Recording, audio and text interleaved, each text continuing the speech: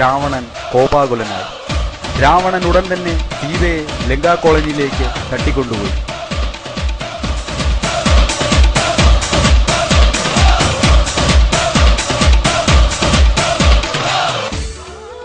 രാമൻ തന്റെ പ്രിയതമയെ നഷ്ടപ്പെട്ട വേദനയിൽ ഒന്നും ചെയ്യാനാകാതെ ദുഃഖിതനായിരുന്നു.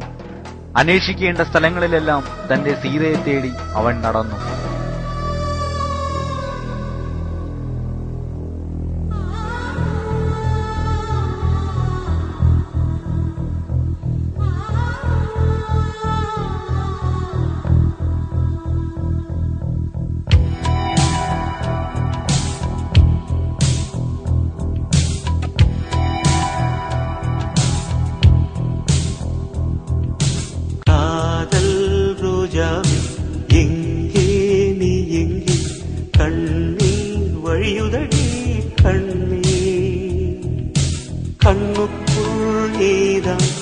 കണ്ണീരിൽ നീതാ കൺമൂടി പാർത്താൽ നെഞ്ചുക്കുൾ നീതാ എന്നാനതോ ഏതാനതോ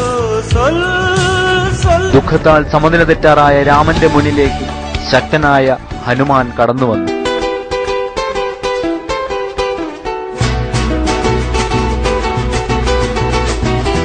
Soy un hombre muy honrado que me gusta lo mejor. A mujeres no me falta ni el dinero ni el amor. Jineteando en mi caballo por la sierra yo me voy. Las estrellas y la luna ellas me dicen dónde voy. രാമന്റെ ദുഃഖം മനസ്സിലാക്കിയ ഹനുമാൻ സീതയെ വീണ്ടെടുക്കാൻ സഹായിക്കാം എന്ന് ആണയിട്ട് പറഞ്ഞു.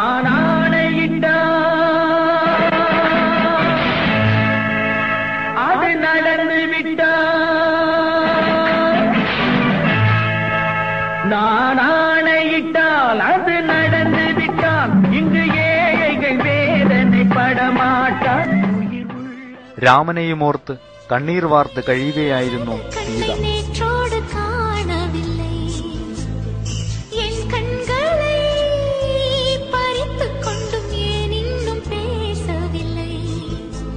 കരഞ്ഞു കരഞ്ഞ് തളർന്ന സീതയുടെ മുന്നിൽ ഹനുമാനെത്തി. രാമന്റെ വിശേഷങ്ങളെല്ലാം പറഞ്ഞു. മാത്രമല്ല, സീതയെ മോചിപ്പിക്കാൻ ഉടൻ രാമനെത്തുമെന്ന് ഉറപ്പും നൽകി. സീതയെ കണ്ട വിവരം പറയാൻ രാമന്റെ അടുത്തേക്ക് തിരിച്ച ഹനുമാനെ പക്ഷേ രാവണന്റെ ഗുണ്ടകൾ പിടിച്ചുകെട്ടി രാവണന്റെ മുന്നിലെത്തിച്ചു. മുൻപ് കോളനി പരിസരത്ത് കണ്ടിട്ടില്ലാത്ത ഹനുമാനോട് രാവണൻ ചോദിച്ചു, എന്നെ പാത്ത് തമിഴ്നാട്ടിൽ കേൾവി കേൾക്കിற മൊദ ആൾ നീതാണ്ട, ഉനക്ക് തനിയെ ഗവനിച്ചിരിക്ക. ഇതുകേട്ട് കോപാകുലനായ രാവണൻ ഹനുമാന്റെ മുണ്ടിന് തീ കൊളുത്തുവാൻ ഉത്തരവിട്ടു. ചൂടടിച്ചതും ഹനുമാൻ ചാടിയോടി കോളനിയെ ആകെ തീ പടർത്തി.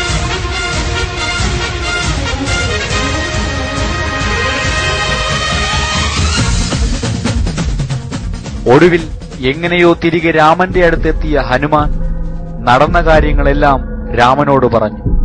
ഇതെല്ലാം കേട്ട രാമൻ രാവണനെതിരെ യുദ്ധം ചെയ്യുവാൻ തീരുമാനിച്ചു. എന്നാൽ രാവണന്റെ കോളനിയിൽ കയറി സീതയെ വീണ്ടെടുക്കുന്നതിലെ റിസ്കിനെപ്പറ്റി ലക്ഷ്മണൻ രാമന് മുന്നറിയിപ്പ് നൽകി. കോളനിയിൽ കയറി അവനെ പൊക്കുക എന്ന് പറഞ്ഞ അച്ഛനെ ചടങ്ങ്. കോളനിന്നല്ല, അവന്റെ ഉമ്മാന്റെ ഗർഭപാത്രത്തിൽ നിന്നാണെങ്കിലും പൊക്കി.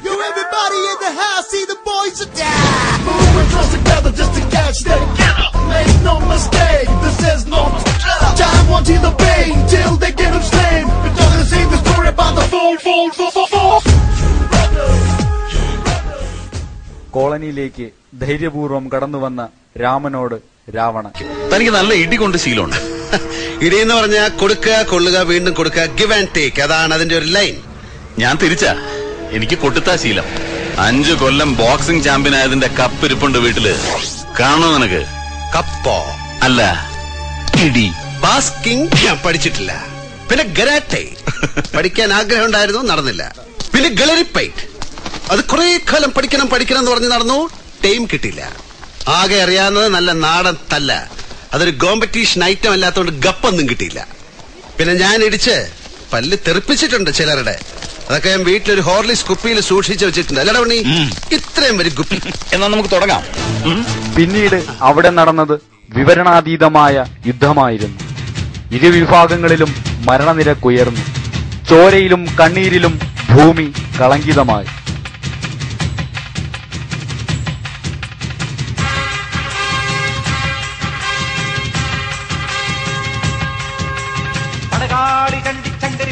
മാർഗനി ഭഗവതി അണിയനിൽ അടിവോടി നെറ്റിരി കരിയണമേ.